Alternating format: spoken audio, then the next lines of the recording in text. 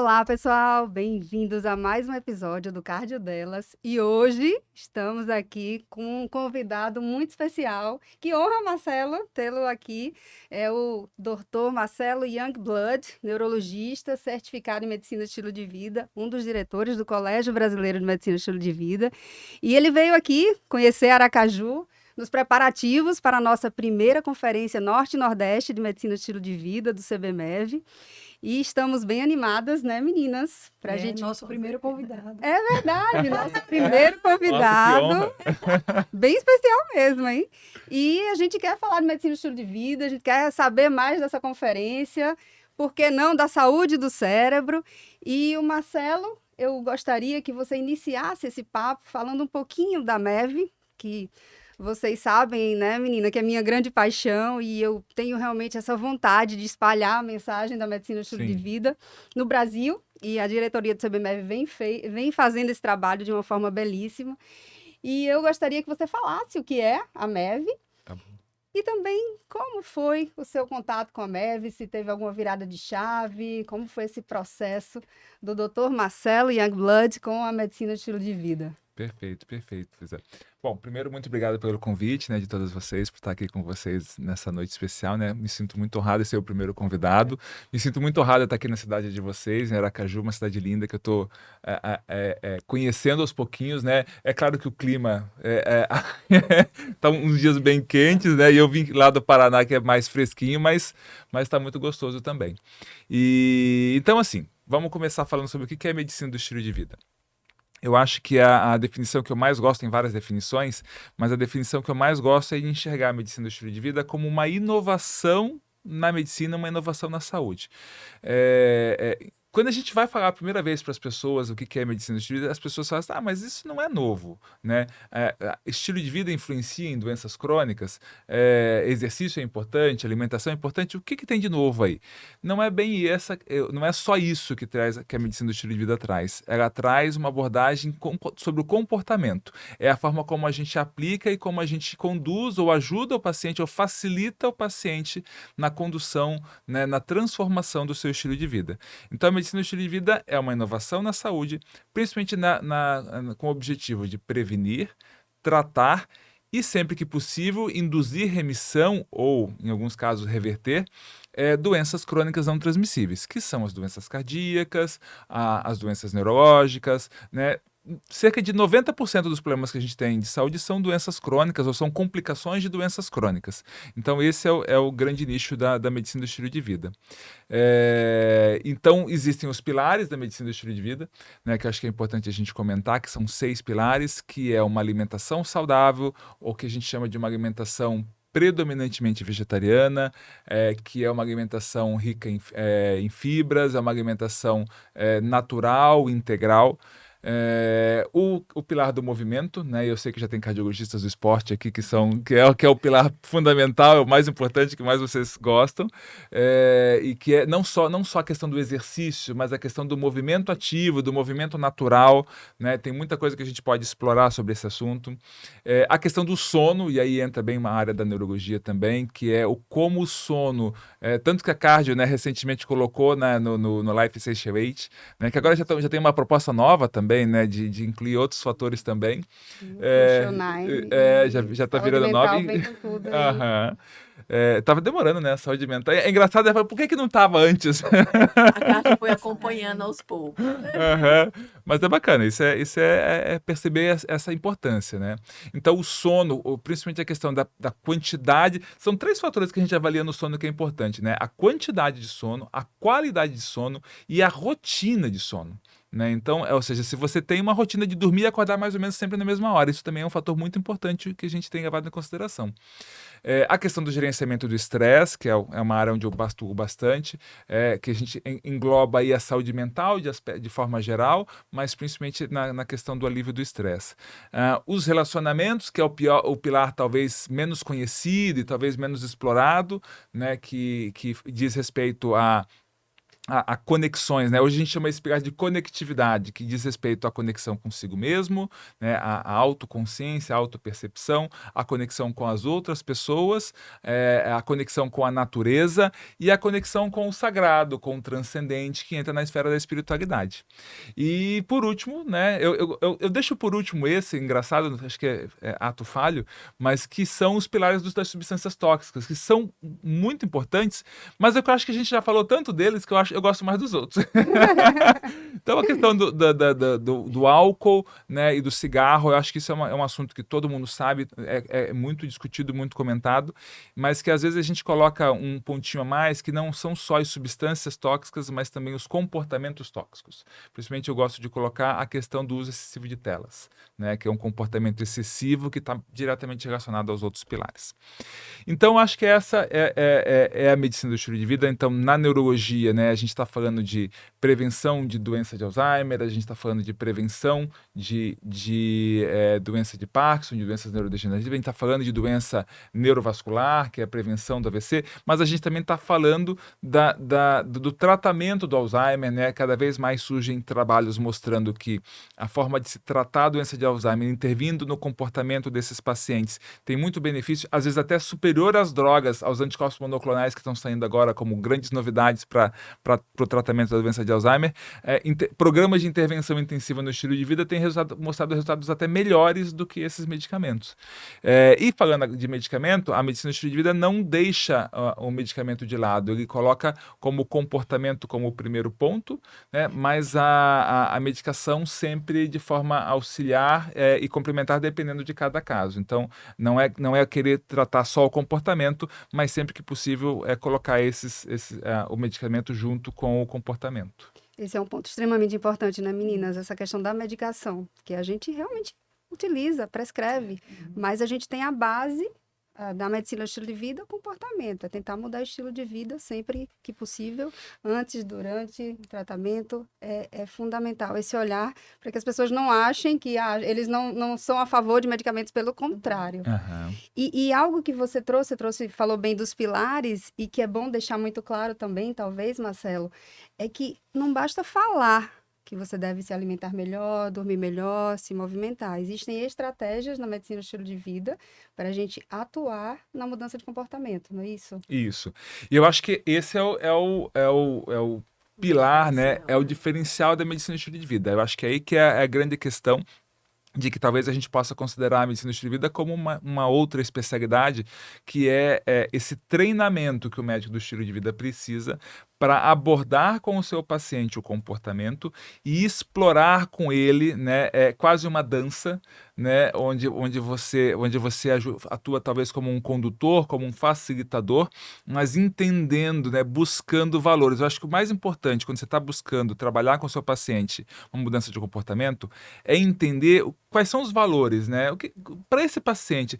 Falar para ele que ele precisa comer melhor ou que ele precisa talvez deixar de consumir bebida alcoólica, né?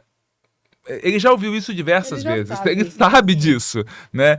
E tem esses níveis, né, de mudança. A gente tem os modelos, os estágios da mudança de comportamento, a pré-contemplação, contemplação, preparação, ou seja, quando a gente vai mudar um comportamento, tem níveis, né? Alguns pacientes você vai falar e ele nunca, nem passa pela cabeça dele, ele não cogita em hipótese nenhuma isso. Alguns pacientes, eles ficam, será que eu vou, poxa, é o terceiro médico que me diz a mesma coisa, será que ele tem razão? Será que ele não tem? Será que eu estou preparado? Tem pacientes que já estão convencidos, que eles só precisam operacionalizar, eles só precisam colocar em prática alguma estratégia de mudança. E a gente quer o paciente que já está preparado, né? Aquele paciente que você fala, pois é, doutor, mas eu já tentei, eu não consigo, mas eu quero fazer isso, mas não consigo.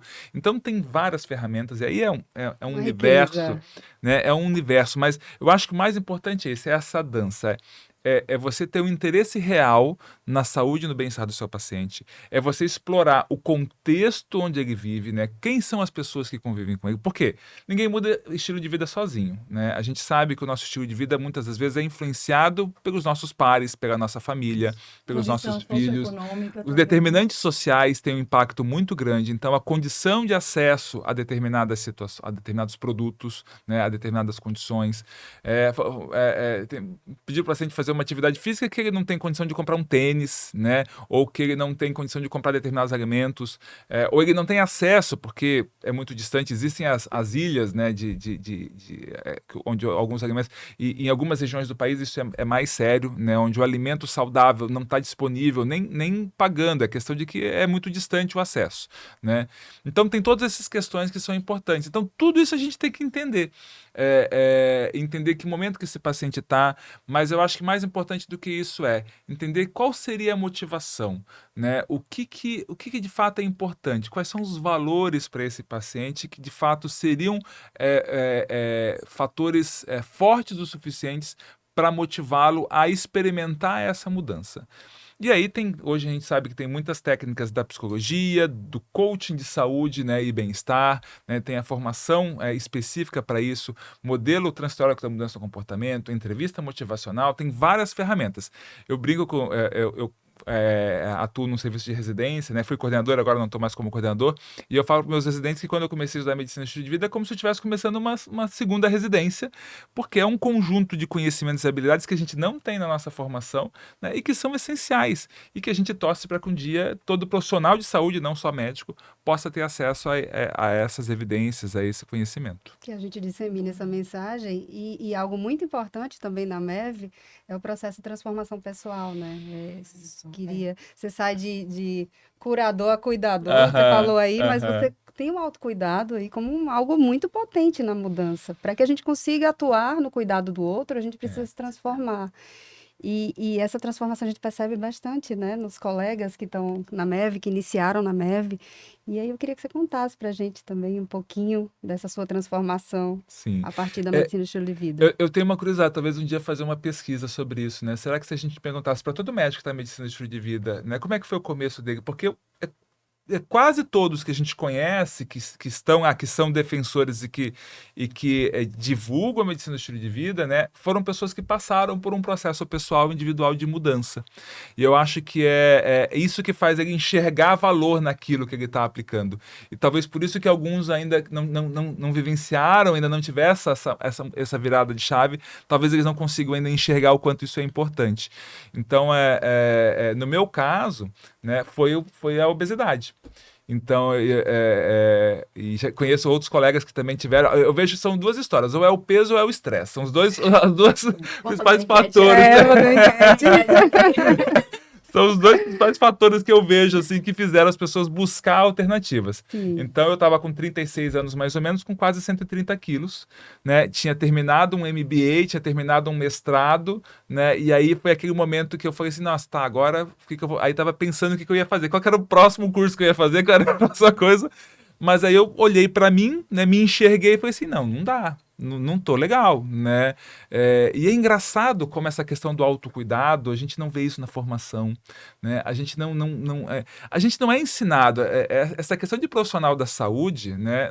Nós não somos profissionais da saúde, nós somos profissionais da doença, né? Pelo contrário, eu ia falar a mesma Porque coisa. tanto aquela história, o que é que você faz entre 2 e 4 da manhã, né? Não tenho tempo. O que você faz? Então, é tão... Parece que é incentivar, é fábrica de doente, né? É fabricar doença mais do que isso. Recentemente eu vi uma postagem no Instagram de uma médica, ela incentivando, dizendo, com a questão das notas das faculdades, né, que as notas estão baixas e tal, e ela falando que na minha época eu, em vez de almoçar, tomava um todinho e uma coxinha, e ela falando disso como se fosse uma coisa bonita, como se fosse, entendeu, assim, para poder estudar tudo. Claro que a gente sabe que tem momentos e momentos, a gente precisa estudar, mas a gente precisa estudar dentro desse equilíbrio, né, não precisa abrir mão da saúde para poder estudar.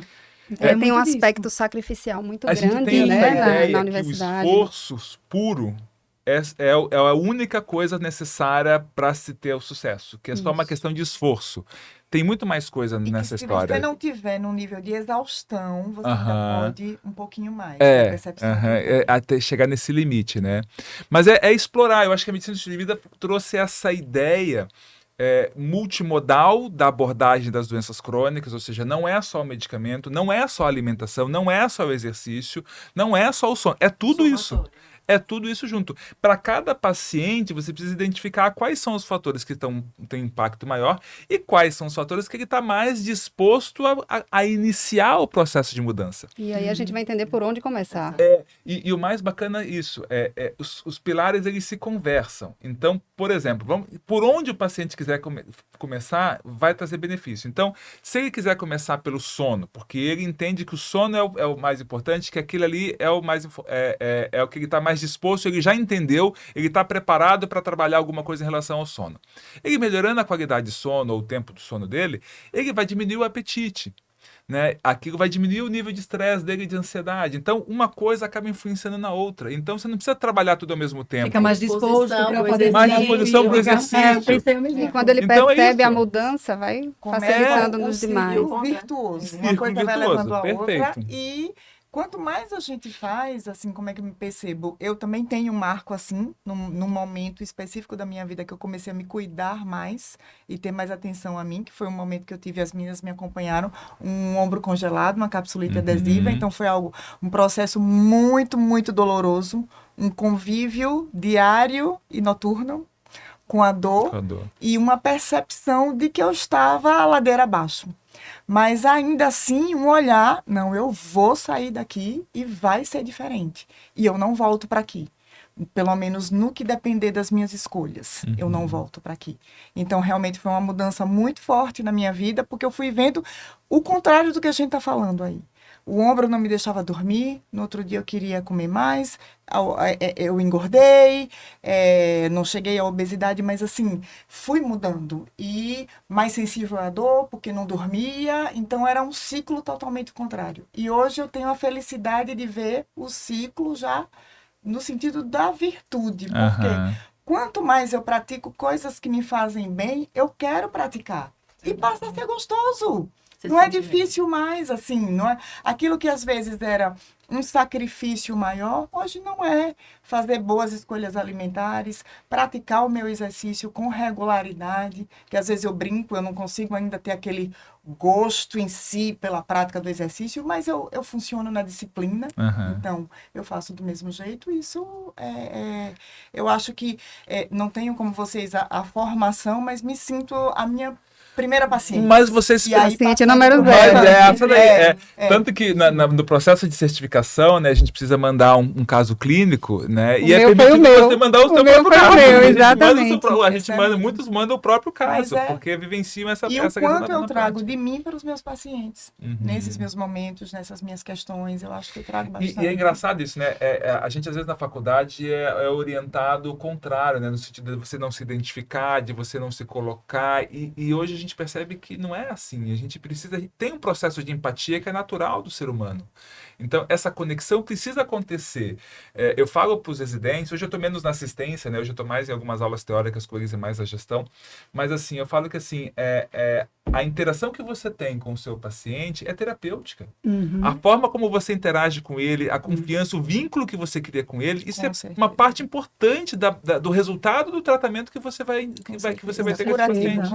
A conexão gera saúde e transforma. É o vínculo. Então, se aquele paciente não criou um vínculo com você, não criou uma relação com você, no mínimo ele não vai fazer o tratamento direito, né? E mesmo que ele faça o tratamento direito, ele vai ter sempre uma desconfiança. E a gente precisa entender isso, né? Existe toda essa relação, né, da crença, né? Existem cada vez mais livros comentando isso, como a nossa crença modifica a resposta fisiológica que a gente tem em relação aos tratamentos que a gente usa. Então, então a gente tem que levar isso em consideração. Então, voltando na história como que foi a minha história, né? Então começou com isso. Então eu cheguei nesse fundo do poço, né, com quase 130 quilos, que eu falei assim, eu preciso mudar. Né? Eu estava descontente comigo, eu estava cansado, indisposto. Quando me olhava no espelho, eu não me reconhecia. Apesar de que eu sempre fui gordinho, né? Eu fui um bebê de 4,2 kg. Então eu sempre fui. Eu sempre fui gordinho. Então, então isso faz parte da minha história. Mas eu cheguei entendi. E é engraçado, né? Como as pessoas ao meu redor, de certa forma, eram um tanto permissivas, porque ninguém dizia que eu era gordinho, né? Até o momento. Só que quando eu cheguei no 130, as pessoas pararam de dizer, aí já não diziam mais nada. Não falava nada. Aí, mas, as pessoas já não estão, então alguma coisa não está legal.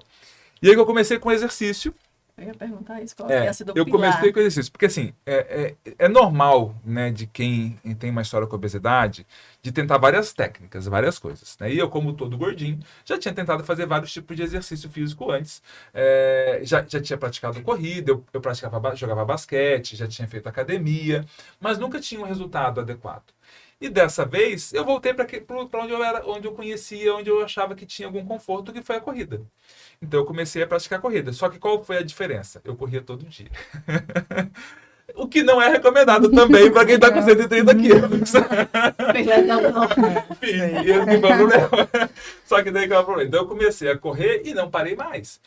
É claro que assim, depois olhando retrospectivamente, eu falei, mas o que mudou? Por que eu com 36 anos eu comecei a correr e nunca mais parei? Porque eu continuo correndo até hoje, né? Depois de 2 cirurgias do joelho. Mas continua. E assim, mas por que eu tinha passado por um processo de coaching? Isso foi bacana. Eu vivenciei um processo de coaching com um colega que estava se formando coach mais voltado para o mundo corporativo, coach de vida. Mas aquilo despertou coisas em mim que eu nunca tinha percebido, que era o senso de autoeficácia. Que eu sou capaz de gerenciar isso. Se eu parar, refletir, construir um plano, eu sou capaz de executar. Coisa que a gente nunca tinha parado para fazer, entendeu? Então, esse processo que eu passei com ele era um processo assim, que ele me ensinou essa ferramenta de parar, construir um plano, anotar na agenda, né, e cumprir. Algo básico, mas que eu não fazia. Mas que te trouxe mais presença, né? Isso que trouxe isso, então eu comecei a perceber. E eu montei esse processo, montei esse plano. Não, eu vou correr tanto todo dia, vou começar assim, tal. É claro que alguns meses depois o joelho começou a dar problema, né? Aí eu comecei a variar, aí eu comecei a pedalar. Depois eu comecei a nadar e foi na época que eu comecei a treinar triatlo. Isso meses depois, né?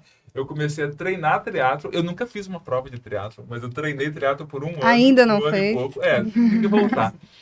Mas o mais bacana, o mais engraçado que eu percebi foi que nesse processo, e aí assim, eu perdi peso de forma, no começo, eu cheguei a perder 1 quilo por semana. Porque eu chegava a correr 50 quilômetros por semana, né? Você foi? Eu fui então mas foi esse processo. Só que daí depois você vai ajustando, né? Só que assim, eu percebi as mudanças, o meu paladar mudou. A minha preferência alimentar mudou. Isso que me despertou uma coisa. Eu falei, nossa, mas assim, eu gostava disso, tanto isso aqui. A pizza. Eu falei, salada eu achava que era só enfeite, né? Eu achava que salada não era comida. Então não conseguia comer aquilo. E eu comecei assim, nossa, mas eu comecei a sentir prazer. Então, até a visão que eu tinha do alimento mudou. O exercício físico traz isso, a felicidade, traz Foi prazer. isso. É a pílula mágica, né? Mudou minha microbiota, mudou. Sei lá, hoje eu consigo entender tudo que foi mudando, mas a minha mente foi mudando, né? Você não acha que eu sou suspeita para falar, mas um dos pilares que fazem assim, que faz o paciente mudar realmente o exercício físico, porque ele já começa, quem consegue, né? Porque ele já começa trabalhando com vários pilares. Quando você faz exercício físico, a alimentação, você fala, poxa, fiz exercício físico hoje, não vou me acabar já no café da manhã, já não vou. Você pensa, não, eu já fiz, acordei cedo, fiz aquele exercício, me dispus a fazer aquela atividade, eu não vou me acabar agora nessa alimentação. Aí o sono, eu tenho que dormir bem, porque senão amanhã eu não vou ter disposição para fazer exercício físico.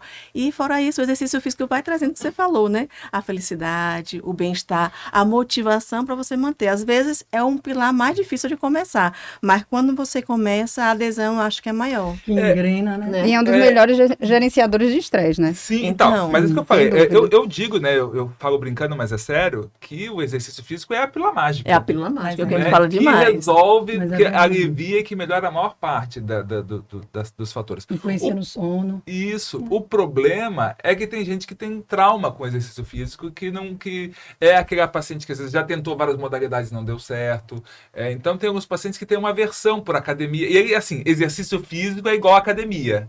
As pessoas têm esse pensamento. Então, você fala de exercício físico, se você não trabalhar e não discutir isso com ele, né?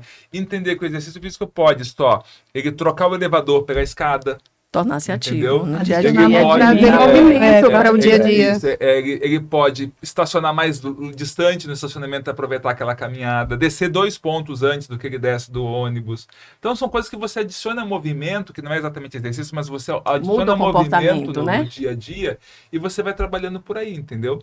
Então sim, com certeza, eu considero o movimento, o exercício um pilar importante, mas nem todo mundo está preparado para começar por ele. É um dos mais difíceis, eu acho, de começar, mas quando você começa, ele consegue mexer mais rápido nos outros pilares. Então, você foi a virada de chave, o exercício físico. Mas pelo bem-estar, e você como neurologista até podia falar um pouquinho pra gente, porque as pessoas falam, fala de exercício, mas é tudo bem fundamentado, o exercício físico em relação ao cérebro, à liberação de neurotransmissores, assim, de uma maneira bem para o paciente entender, só para ele saber que realmente isso tem embasamento. Às vezes eu faço questão, porque eles acham que assim, ele acha o exercício lindo, não é fácil para mim, mas tudo tem uma fisiologia, né? Embasada nisso, no exercício físico com o cérebro. Tem. De uma maneira bem simples. O que você tem trazer? miocininas, né? Ou seja, você tem fatores tróficos liberados pelo músculo durante o exercício que são estimulantes da atividade cerebral. Você tem influência na microbiota, o exercício físico muda a microbiota e hoje, por causa daquele eixo que a gente sabe do intestino-cérebro, isso, mexer na microbiota muda a função cerebral. Então, você tem o próprio trabalho mental de construir uma rotina de exercício físico. Então, tem muitos, tem muitos mecanismos pelos quais, né, o exercício físico vai trazer esse bem-estar. Né? Tem a própria perda de tecido gorduroso, que de certa forma também produz fatores inflamatórios, que diminui essa produção dessas citocinas inflamatórias, diminui a inflamação neurogênica, a inflamação do cérebro. Então, são muitos mecanismos pelos quais... E, na verdade, assim, o bacana da medicina do estilo de vida é isso. Mais do que você usar uma medicação, né? Nem vou entrar nos injetáveis do GLP-1, mas assim, só para comentar, mais do que você querer, né, uma medicação que vai atuar numa cascata, né, metabólica, né, do metabolismo de alguma doença, de algum processo, é você atuar de forma sistêmica. Então, quando você modula sono, quando você modula exercício, quando você muda a alimentação, você está atuando em várias cascatas, em vários mecanismos, você está modulando vários sistemas simultaneamente. E um vai puxando o outro. Então, isso que é bacana. Né? Não que os medicamentos não sejam estratégias complementares e auxiliares, mas eles entram como uma modalidade de tratamento num conjunto de estratégias. Né? Então, é entender que o medicamento ele tem benefício, mas o benefício dele é limitado, né, para a forma como ele foi desenhado, e que você tem que associar as mudanças comportamentais. E isso é mais interessante, só um último parênteses. Eu falo muito sobre neuroplasticidade, né? Que é a capacidade do cérebro de se adaptar e se modificar. Toda vez que a gente constrói uma rotina, toda vez que você muda um hábito e você constrói uma nova rotina, você muda o teu cérebro. O teu cérebro ele constrói novas vias, ele reforça algumas vias, desativa outras vias, isso o tempo inteiro.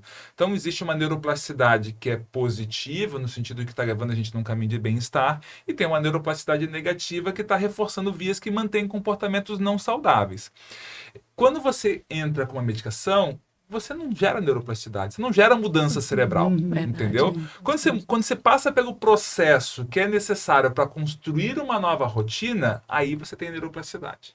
Então, por mais sofrido, por mais doloroso e desconfortável que o processo seja, isso é necessário, porque é só assim que você vai criar novas vias no teu cérebro que vão te manter no caminho saudável e que vão te colocar cada vez melhor e cada vez com um conjunto de vias, né, saudáveis que vão ajudar você a manter esse hábito e desenvolver cada vez mais saúde e bem-estar. Ou seja, quanto menos atalho, melhor para o cérebro, para a saúde do cérebro. O atalho ele funciona temporariamente, numa situação específica, como um auxiliar para uma estratégia temporária. Se você quer bem-estar duradouro, se você está falando de longevidade, se você está falando de bem-estar, se está falando do health span que a gente falou esses dias, né, que é a longevidade saudável, né, de ter qualidade de vida, no pain, no gain, ou seja, tem que ter algum esforço. E é justamente a maioria das pessoas procura justamente o atalho. Chega lá querendo uma medicação, muitas vezes. Mas um ponto importante que eu acho que é importante a gente frisar para a população é que você falou, foi essa questão de você ter nascido com 4 quilos, de você ter sido uma criança obesa e de ter conseguido modificar isso com o estilo de vida. Porque todo mundo também fala muito do determinismo genético, né? E hoje a gente sabe que o estilo de vida, o comportamento, ele influencia na prevenção de mortalidade precoce muito mais do que a genética em si. A Então, genética não a gente define o seu consegue- destino. A gente tem Exato. a frase, tem né? essa A camiseta. A genética não define seu destino, tá? É. É a Mas prova. sai, só falando de genética, saiu um estudo agora, né? Um amigo já me aproveitou, né, Matu? Porque saindo que a genética tem uma influência em relação à longevidade, que antigamente achava que era de 25% a 30%, nesse trabalho foi para 50%, quando tirou as causas externas. Aí um amigo chegou logo e mandou, Milena, veja aí. Eu falei, aí eu aproveitei que eu tinha visto em alguma coisa assim, ó, genética é loteria, mas estilo de vida é certo. Você já pode garantir seu 50%. Tem um outro ditado que ele diz o seguinte: a genética carrega a arma, mas o estilo de vida puxa o gatilho. Isso. Entendeu? Então, assim, por mais que você tenha fatores genéticos, né, de predisposição, hoje a gente conhece a epigenética, que são marcadores genéticos que são modificáveis pelo estilo de vida. Então, assim, eu venho de uma família de obesos, né? Meu pai, minha tia, todos são gordinhos, né? Do lado da minha mãe nem tanto, mas do lado do meu pai, sim. Então, eu provavelmente tem fatores genéticos e epigenéticos que me colocaram nessa condição. Eu te digo que hoje, né, se eu não cuidar muito bem, eu tenho uma chance muito grande de voltar a ganhar peso, né? Eu tenho que estar monitorando esse tempo. Entro de férias, eu viajo, então... Café da manhã de hotel, então eu perdido viajando. Mas deu a corridinha hoje, Então, eu vou controlando. Isso aí eu acho que é realidade para Olha, todo mundo. Mas o Nordeste, só em relação à alimentação, aqui tá bem melhor. Eu fui no Sul agora. Santa Catarina. Ela fez a mesma viagem que eu fiz. Puro e torta, o tempo pão inteiro, o tempo né? todo. Aqui você tem uma raiz, um inhame, uma macaxeira, uma batata doce, uma banana da Sim, terra. sim, não, com certeza. Dá pra dar uma equilibrada. Eu falava, meu Deus, cadê as coisas que eu tô acostumada? Aí eu olhava aquela mesa e falei, meu Deus, que tentação. É esse determinismo social que a gente tem, de certa forma, e até ambiental, que hoje é muito difícil você persistir, né, e resistir a esse tipo de atrativo que a gente tem do ponto de vista de alimentação, que é muita oferta de alimento. Só lembrando do ponto de vista evolutivo, né, a nossa espécie, o nosso corpo, ele se desenvolveu numa situação, num cenário de muito movimento, né, a gente tinha que caçar, tinha que colher, tinha que se movimentar, tinha que construir, uma série era muito físico, muito movimento. E o alimento não era disponível o tempo inteiro, né, era escasso, se você não produzia, você não tinha, né, então hoje é o contrário. Hoje a gente é um trabalho, na maioria das vezes, muito mais cognitivo e intelectual, né, muito mais sentado, né, pouco movimento, e a comida está no supermercado, né, você trabalha, tem o seu dinheiro, mas bem ou mal você consegue comprar, não vou chamar de alimento, né, assim, alguns produtos comestíveis, né, baratos, né, então o alimento ultraprocessado ele é barato, né, por causa da massificação. Então é muito difícil. Então não tem jeito. A gente tem que despertar para esse autocuidado e perceber assim. Eu falo, se você. Eu falo para os pacientes assim: como é que é a sua alimentação? Eu falo assim: normal, doutor. Eu falo, assiste, então tá tão ruim assim? Se tá normal é porque tá muito ruim. Se você tá comendo normal, todo mundo come, tá muito ruim a tua alimentação. Entendeu? Ô Marcelo, na verdade a gente vê assim, quando a gente faz um comparativo da nossa vida hoje em dia com a vida mais antiga, vamos dizer, a gente pensa que a gente melhorou em muita coisa, né? Tudo tá mais fácil. Essa ida ao supermercado para comprar um alimento mais fácil do que ir atrás como era antes. Do que plantar. Todas as facilidades que a gente tem. E aí eu fico pensando o quanto que essa vida hoje realmente traz benefícios para a gente ou não nesse somatório. Porque, por exemplo, hoje eu estava olhando assim, a gente vive uma vida hoje que praticamente a gente não precisa mais ir num banco, né? A gente resolve tudo aqui no celular. A gente muitas vezes nem precisa mais ligar para as pessoas, a gente resolve com mensagem. A gente não tem tempo, às vezes, nem para escrever a mensagem. Embora ler a mensagem é muito mais rápido, mas a gente não tem tempo, então a gente tem que gravar áudio. Eu faço né? O WhatsApp permitiu uma ferramenta para a gente acelerar, porque a gente não tem mais tempo de ouvir a mensagem, né? E aí eu fico pensando assim, são múltiplos aplicativos, o banco manda mensagem, o colégio das crianças manda mensagem, o WhatsApp é o tempo inteiro. Hiperconectado, né? Nosso cérebro em alerta. A gente se pergunta como é que era antes, como é que se sobrevivia sem ser nesse modo, né? Nossa, como é que sobrevivia muito melhor. Mas não é isso? A gente se pergunta. Cérebro, assim, qual é o efeito Hiperconectado, hiperestimulado e cada vez mais doente. né, por causa dessa questão. A gente tem muito disso. O mundo do consumo, né? A gente vive numa sociedade do consumo que, de certo, então, hoje sempre se busca facilitar o nosso dia a dia. Então, a gente vem acelerando e cada vez mais surgem formas da gente acelerar cada vez mais, de aumentar a nossa produtividade. Olha uma coisa que me ocorreu agora, assim, só vou fazer um paralelo com uma outra coisa. Esses dias eu li um artigo que um autor chamou do paradoxo sedentário, do paradoxo cognitivo sedentário, que no sentido que quanto mais se demanda, né, um esforço cognitivo, os trabalhadores cognitivos, trabalhadores que produzem material cognitivo, ou seja, que demandam ficar sentado na frente do computador trabalhando, quanto mais se demanda a capacidade cognitiva desses profissionais, mais tempo sentado numa tela eles ficam, mais sedentários eles ficam. Quanto mais sedentários eles ficam, menos capacidade cognitiva eles têm.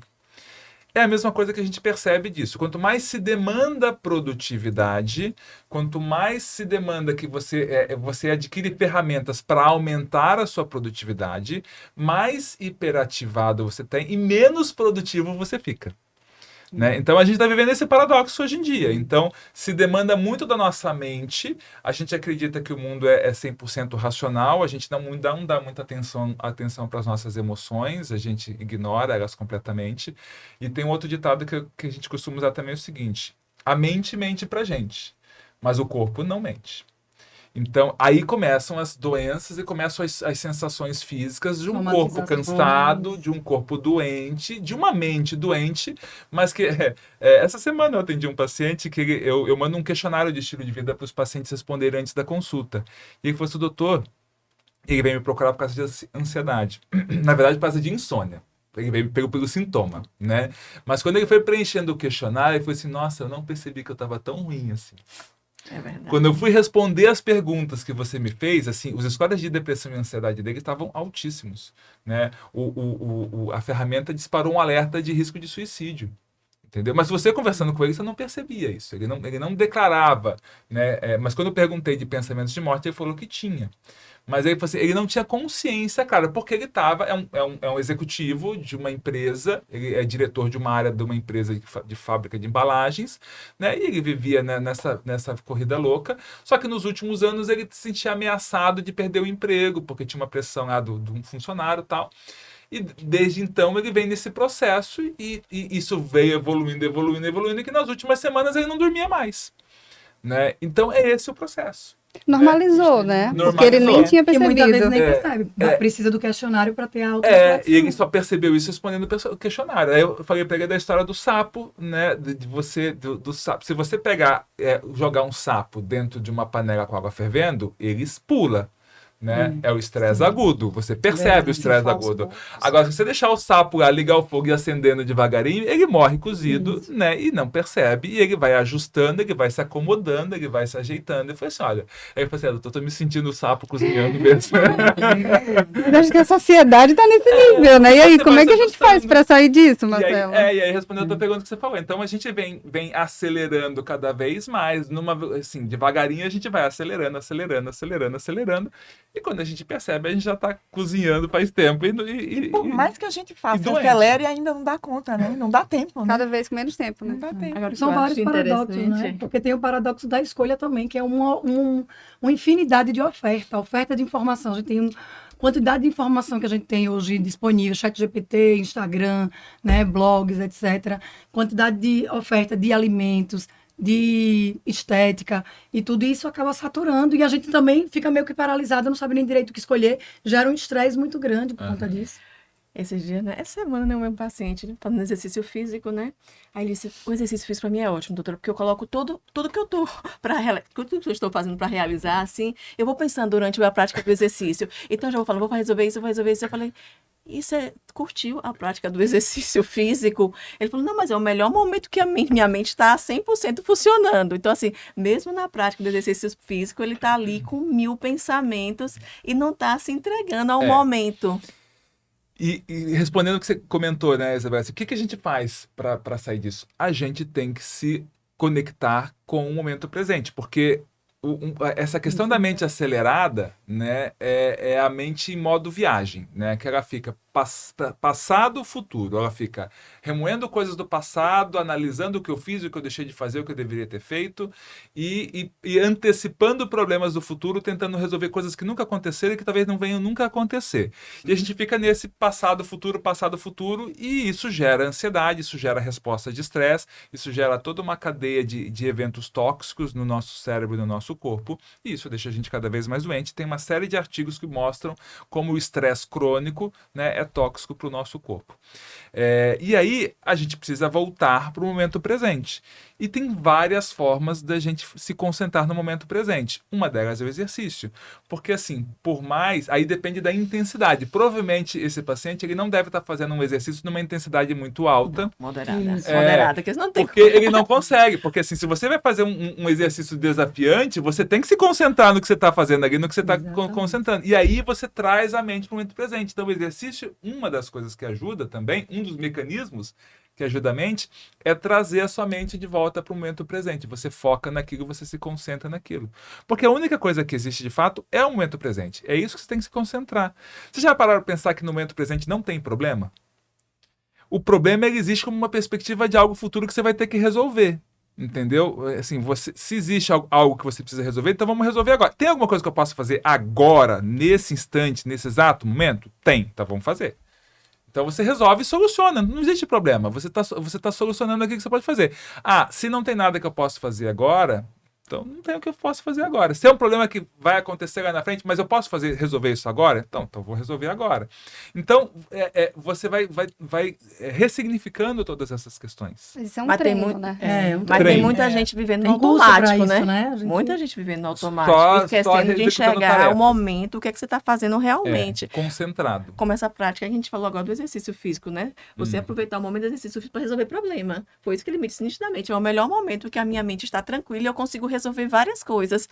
Aí eu falei, só tá acumulando, né? Uma bola de neve, porque ele já não foi bem pro exercício e ele aproveitou aquele momento. Imagine como ele não está sobrecarregado. Porque no momento do exercício físico, eu acho que ele está sem nenhum outro barulho, só ele com a mente dele, ele está resolvendo o problema. Então... Porque a gente não quer... As pessoas, de uma forma geral, né? Não querem perder tempo. Então, a sensação é de que eu estou fazendo o exercício, mas eu estou resolvendo, eu estou fazendo outra coisa. É o tal do multitarefa. Mas aí que eu estou te falando, e esse multitarefa, né, na verdade, não existe, né? Nosso cérebro não consegue concentrar duas coisas ao mesmo tempo, você consegue concentrar uma coisa... E a nossa capacidade de atenção está cada vez menor, né? Hoje, a nossa capacidade de concentração média é de cerca de 6 segundos. Que é parecida com a do peixinho dourado. Daí Mas veja o Instagram. Observe, quando você posta alguma coisa, se você olhar o tempo que a pessoa fica no vídeo, ninguém tem mais paciência. Assim, vê o início, pula, início, pula. E, nossa, você acostuma com isso, pequenas informações. Tem que ser muito rápido, a informação já é suficiente. Você não quer aprofundar na informação. E aquela sensação de prazer rápido, imediato. Então a gente vive muito isso, né? É um prazer sensorial, visual, algo divertido, algo... Então a gente está sempre buscando isso para aliviar. De dopamina. Igual a criança, né? Parece que a gente está voltando igual o comportamento da criança, que é o imediato. Então né? a gente busca as redes sociais, a gente busca maratonar as séries, a gente busca a comida, a gente busca qualquer coisa que possa trazer isso, né? Então, e aí que tá. Qual é o antídoto para isso? Qual é a solução para isso? Se desconectar, né, desse pensamento acelerado, trazendo a sua mente para o momento presente, se concentrando no momento presente. Como é que a gente faz isso? Exercício físico é uma delas. Técnicas de respiração. Né? Pausas, o mindfulness, que são exercícios e aí tem várias técnicas existe a meditação do tipo mindfulness, existe as técnicas de atenção plena, que é a forma mais fácil e mais simples de você concentrar no momento presente é observar o corpo. Então você observando, então existe técnicas de relaxamento profundo ou body scan, que eles chamam, que é você imaginar o seu corpo relaxando numa onda que vai lá do pé até a ponta do cabelo do pé. Eu passo isso para os meus pacientes. Então, são exercícios. Mas simplesmente você parar, né, e observar, por exemplo, vai na janela, está num prédio, né, vai na janela e observa o horizonte, né, e fica ali um tempo só observando, né, ou respirando, fecha os olhos, observa a sua respiração, observa o ar entrando, o ar saindo. Essa é a forma de trazer, de desligar a mente. Isso é treino, né? Porque, na verdade, aquilo que eu falei, nós não somos a nossa mente. A mente, assim como o coração, né, é um órgão, né, o cérebro, na verdade. Não vou nem entrar na discussão mente e cérebro, tá? Se a mente é um produto do cérebro ou se a mente é outra coisa além do cérebro. Vamos dizer o seguinte, o cérebro, que em parte produz o nosso conteúdo mental, ele é um órgão cujo papel dele é a preservação da nossa espécie. Então, ele o tempo inteiro, ele gera imagens e pensamentos e ideias ele foi treinado e se desenvolveu assim com o objetivo de preservar ou de antecipar algum problema, né, ou de rever alguma condição. Então, isso é a forma natural. O nosso pensamento, a nossa mente é muito negativa, né? A maior parte do conteúdo é negativa, autodepreciativa, né? Isso é a maior parte do nosso tempo. Se a gente descobre, consegue perceber que o meu pensamento não é uma verdade absoluta, ele é só um pensamento, né? Você começa a ter a escolha de prestar atenção ou não nesse pensamento, né? E você é capaz de falar assim, será que esse pensamento é útil? Esse pensamento é útil, sim. Eu ficar pensando agora, né, se o meu voo domingo vai atrasar ou não vai atrasar, se eu vou ter o mesmo problema que eu tive para vir para Aracaju, e se eu vou conseguir chegar em casa ou não, se eu pensar agora, vai mudar alguma coisa? Não vai mudar nada. O que eu vou me preocupar com isso agora? É justamente o sentido da palavra, né? Você vai se pré-ocupar. Então, mas a gente faz muito disso. Muito, né? com certeza. A gente entra num trem de pensamentos. Mas né? é mais fácil vir um pensamento negativo do que o positivo. Sim. Gente, né? Muito mais isso. fácil. Primeiro, parece que é mecânico. Você tem que lutar contra o negativo. Isso. A impressão que dá E é aí essa. que eu te digo, e aí que a história não é lutar. É deixar ele ir. É não se apegar nele. Que a gente Que vai é a técnica de meditação. Né? Aí é treino. A meditação Aí é nisso treino. aí. O treino da meditação, entre eles, né, só falando rapidamente, meditar é concentrar a sua mente. Então, quando você faz um treino de meditação, você tem uma âncora mental, uma palavra, um som, uma imagem, a respiração, uma sensação física, você foca a sua mente naquilo. Naturalmente, como a nossa atenção não dura muito, a sua mente divaga e vai para outros lugares. E aí vem a viagem, vem o avião, vem não sei o quê. E aí você percebe que divagou e volta para a âncora.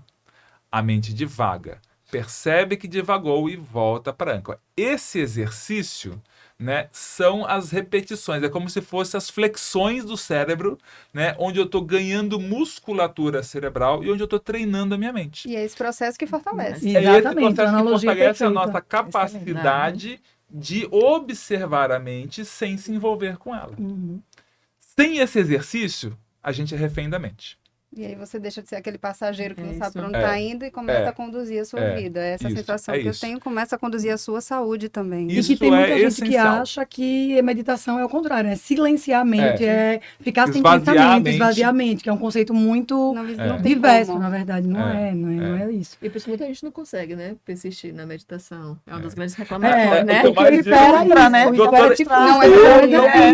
Eu não consigo, minha mente, eu nem vou tentar. Não, e eu falei assim, mas olha, é justamente você que precisa. Você que diz que não consegue, que não vai conseguir porque a mente não para, é exatamente para você. É um treino. Não, e é um exercício contínuo, igual a musculação e tudo. Se você parar, você vai voltar pro processo de ter mais dificuldade. Eu fiz uma postagem recente que estava fazendo quase 10 anos que eu fiz meu curso de Mindfulness. André, né? E ainda são tentativas. E assim, eu não consigo meditar 3, 4 horas seguidas, entendeu? Então, é todo esse... Mas me lembrar do estilo de vida Mindfulness, que é trazer essa presença para o dia. O que eu quero dizer é que, assim, é um exercício contínuo que vai ser para a vida toda. Não é a pessoa chegar e achar que um dia vai parar e vai... E nem tem necessidade disso, né? Isso, eu te digo o seguinte, tem trabalhos que mostram, assim, do ponto de vista para melhorar a concentração, tá? M.H. Jack tem um livro chamado... como é que é o nome do livro dela? É um livro sobre atenção e foco, esqueci agora. Ela teve vários trabalhos que exercícios de mindfulness para melhorar a concentração, a frequência mínima para as pessoas terem algum resultado positivo eram 12 minutos, 5 vezes por semana. 10 minutos, era o que eu já tinha ouvido falar. Então, 12 minutos, 5 vezes por semana, você já tem resultados positivos. Né? Hoje, o que a gente recomenda? 20 minutos diários de um treino de meditação. Né? Talvez mais sem benefício, talvez mais sem benefício. Talvez 2 vezes por dia. Eu tinha uma época que o máximo que eu já meditei foi 1 hora de manhã e meia hora à noite. Foi o máximo que eu consegui. Hoje eu faço meia hora de manhã. Né? Faço uma vez só. Mas a meditação de manhã é diferente da meditação da noite.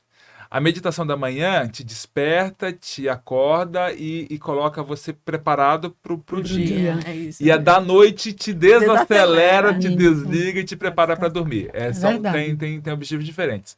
Mas eu ainda estou tentando voltar a fazer pelo menos uns 10 minutinhos à noite. Mas é fundamental. Ter uma prática de meditação, né, uma rotina diária de meditação é fundamental hoje para conseguir aquilo que a gente estava falando do gerência. Porque daí você consegue observar a sua mente sem se envolver com ela. E aí você consegue ter escolhas reais do que você vai fazer, né? Aonde que eu tenho que pôr limite, aonde que eu vou fazer, aonde esse pensamento que me perturba agora faz sentido ou não.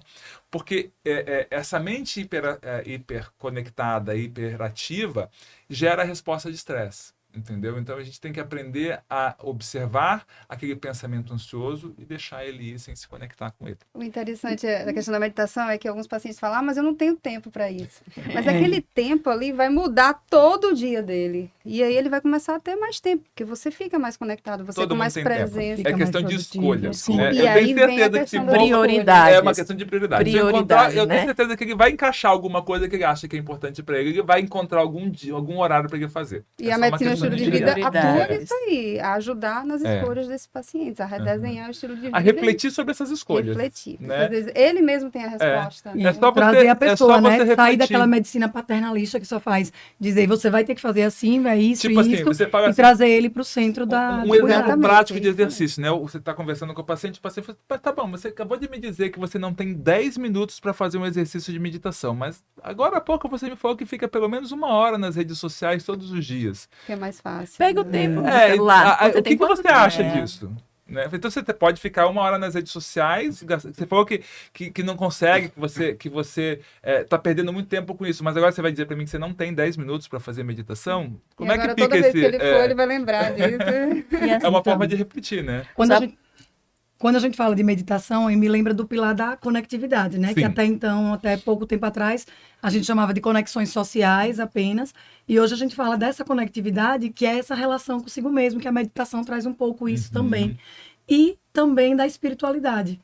E como eu sei que você tem uma formação em espiritualidade também, e é uma área que eu sou apaixonada também, fiz meu mestrado nesse tema, eu queria que você trouxesse para a gente, assim, em relação à espiritualidade, o que é que ela traz na mudança de comportamento, qual é a função da espiritualidade no acompanhamento dos seus pacientes neurológicos, dos pacientes de uma forma geral, como é que você vê esse pilar da conectividade em geral, né, com a natureza, como a gente falou, com as pessoas e também consigo próprio, nessa busca de sentido, de propósito, o que é que isso traz de benefício para o paciente? Muitos, né? Como eu falei, dentro dessa visão sistêmica do paciente, né?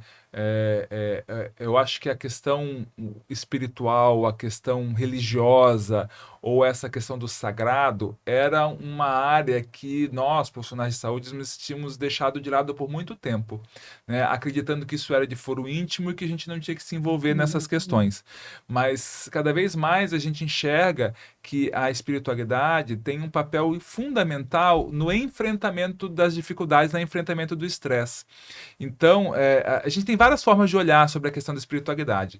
A gente pode olhar dentro do ponto de vista de discutir com o seu paciente, né, como ele enxerga. É simples, a gente pode perguntar para o paciente, olha só, tem vários estudos que mostram que religião é algo importante na saúde das pessoas. Podemos conversar sobre esse assunto? Né? E aí, se o paciente der ok, né, você faz essa... Então, tá bom, então vamos conversar. Tá, qual é a tua religião? Ou o que você acredita? Qual é a tua fé? Né? Tem um questionáriozinho que é o FICA, né? Que é o mais prático, mais fácil, né? Que é qual é a sua fé, né? Qual a importância que essa fé tem na sua vida? Você frequenta alguma comunidade ou tem práticas, né, dessa comunidade, desse grupo religioso no seu dia a dia ou dentro da comunidade? E como é que a gente pode usar essas ferramentas, tudo isso no seu benefício, favor, né, a seu favor? Como é que você acha que eu posso, o que a gente pode usar disso no seu tratamento? Isso é de forma genérica, a gente vai de caso a caso entendendo isso, mas essa é a forma mais simples da gente avaliar, né, e usar a espiritualidade dentro da questão da saúde do paciente. A maioria dos estudos mostram que a espiritualidade ele atua como um coping positivo. Benéfico, isso. Ele é positivo porque ele traz valores e, de certa forma, ajudam no paciente no enfrentamento. Quando ele enxerga, e aí depende muito da fé do paciente. Traz sentido para aquele momento que o paciente está vivendo, sentido. da doença, da obesidade, né? Às vezes traz sentido para o sofrimento, né, que é interessante, dependendo da fé do paciente, né, traz sentido para a busca de melhoria, de desenvolvimento, né? Então, isso tudo pode ser explorado dentro da fé do paciente. É uma dimensão fundamental, né? Os trabalhos mostram, né, é muito bacana isso, que no sentido de que existiam teorias que achavam que com o tempo, com o desenvolvimento mental, né, intelectual e da tecnologia e do conhecimento, né, cada vez menos as pessoas iam se dar valor para a religião. E é o contrário. As pessoas estão cada vez mais vinculadas a alguma religião e a espiritualidade, de certa forma, tem até aumentado a manifestação disso. É claro que existem exemplos de que a espiritualidade possa ter um papel negativo? Sim. Mas até a minoria, aí a gente precisaria atuar. Precisa atuar porque ela pode estar tendo um papel negativo. Exatamente, aquele paciente que não toma o remédio, porque acredita que a doença veio como um castigo, enfim, várias situações que foi abandonado por Deus. Isso, e a gente precisa conversar com ele, entender isso, porque senão ele não vai ter adesão ao tratamento. Isso, perfeito. E a gente pode usar o líder religioso como um auxiliar no tratamento, né? Às vezes o líder religioso pode estar atrapalhando o tratamento, sim. É importante a gente identificar isso também. Então, assim, esse pilar ele pode ser explorado de muitas formas. O senso de comunidade, que muitas vezes quem frequenta algum lugar, né, tem aquela questão de ir a um templo, a uma comunidade, e eles têm, os adventistas têm isso muito forte, mas embora a gente não está falando de nenhuma religião específica, é bom deixar claro aqui, eu só me lembrei disso, mas assim, várias religiões que têm esse senso de comunidade, de pertencimento muito forte, e isso ajuda também, porque acaba atuando também como conexão social, não só aquela conexão intrínseca, né? E acolhimento, né? As pessoas precisam ser acolhidas, exatamente. Né? As pessoas estão sozinhas. É o como vai que ninguém escuta mais. Então a religião traz isso, ainda mais em comunidade, né? Isso, perfeito. Gente, eu não queria terminar, não. Como é que a gente faz? Que uma conversa maravilhosa. 50 minutos. Eu quero que Marcelo venha mais vezes a Aracaju, porque será muito bem-vindo para outros encontros, porque a gente tem tanta conversa, hein? Só isso dá para desdobrar em várias coisas. Dá para fazer uma conferência inteira em podcast. Mas foi maravilhoso. Eu queria muito agradecer a sua presença. Eu estou muito feliz com todo esse movimento da Medicina do Estilo de Vida, do CBMEV. Que vocês sejam muito bem-vindos. A Conferência Norte e Nordeste de Medicina do Estilo de Vida está chegando nos dias 13 e 14 de março. E fala um pouquinho aí, Marcelo, porque está tudo sendo preparado com muito carinho. Isso. Né? Convidar todo mundo que está assistindo, né? Qualquer profissional de saúde, também gestores da área de saúde, né? Quem administra a clínica, quem administra o hospital, seja ele público, privado. Então, a medicina do estilo de vida, a gente estava comentando hoje, né? A medicina do estilo de vida, ela é para todos. É uma tecnologia, é uma inovação, mas de baixo custo, de fácil implementação, porque basicamente é capacitar pessoas, é treinar pessoas com algumas habilidades, né? Então, isso é muito fácil de fazer. Então, não tem uma contraindicação, não tem uma limitação formal. A gente pode trabalhar tanto com indivíduos, com pacientes individualmente, ou com grupos, né? Isso que é muito bacana. E se você ficou curioso para entender um pouco de tudo isso que a gente está falando aqui, né? Venha para a nossa conferência Norte-Nordeste, né? É a primeira vez que a gente está fazendo uma conferência regional e a gente escolheu aqui Aracaju, né? Uma cidade especial que respira estilo de vida saudável, né? E eu estou vivendo isso na prática. Capital da qualidade de vida. Né? E venham, né, de qualquer lugar aí das regiões próximas. Daqui um pouco mais de um mês, né, isso vai estar acontecendo. E depois acho que deve dar para divulgar, né, dar lá o link com a página para o pessoal se inscrever. Sim, o site. Né, o site. Verem que tem uma programação científica impecável, mas Isabela, presidente da comissão científica, responsável por todo o conteúdo científico que fez com muito carinho toda essa programação. Muito carinho, muito cuidado mesmo. Respirando isso nesses últimos meses, né? Minha grande paixão, e eu quero realmente espalhar essa mensagem. Muito feliz, meninas, por vocês estarem juntas nesse movimento, elas estarão presentes, com certeza. Ótimo. E lembrando que, além da programação científica, vai ter também corrida, yoga, vai colocar todo mundo para se movimentar, workshops para quem quiser iniciar na MEV um curso introdutório em empreendedorismo também. Então, estão todos convidados, dia 13 e 14 de março, no Vidan. E vamos finalizar esse papo maravilhoso. Marcelo, diga aí onde é que as pessoas te encontram. Olha, bom, primeiro foi um prazer estar aqui com vocês, foi muito bacana, muito divertido, muito leve, né? Nem percebi o tempo passar, né? O tempo passou muito rápido. Eu tenho meu perfil no Instagram, né? Que eu brinco que é Doutor Sangue Jovem, né? Tem a doutora Sangue Bom, que é a Regina Chamon, que trabalha com meditação, né? Ela diz que nós somos irmãos de sangue. Né? O Young Blood. O Young Blood. Era doutor Young Blood, mas aí as pessoas achavam, como é que escreve? Como é que é? Não sei o que, as pessoas confundiam. Fica doutor Sangue Jovem mesmo e deixa assim. Então é doutor Sangue Jovem no Instagram. E tem alguns conteúdos. Esse ano eu vou estar trabalhando algumas coisas também, né? E é isso. Muito Foi bem. ótimo. Foi ótimo. Só agradecer. Muito obrigada. Então, pessoal, uma honra estar com vocês novamente e aguardem que vocês vão ver novos episódios do Cardio Delas. Estamos bem animadas com o que vem por aí e até a próxima.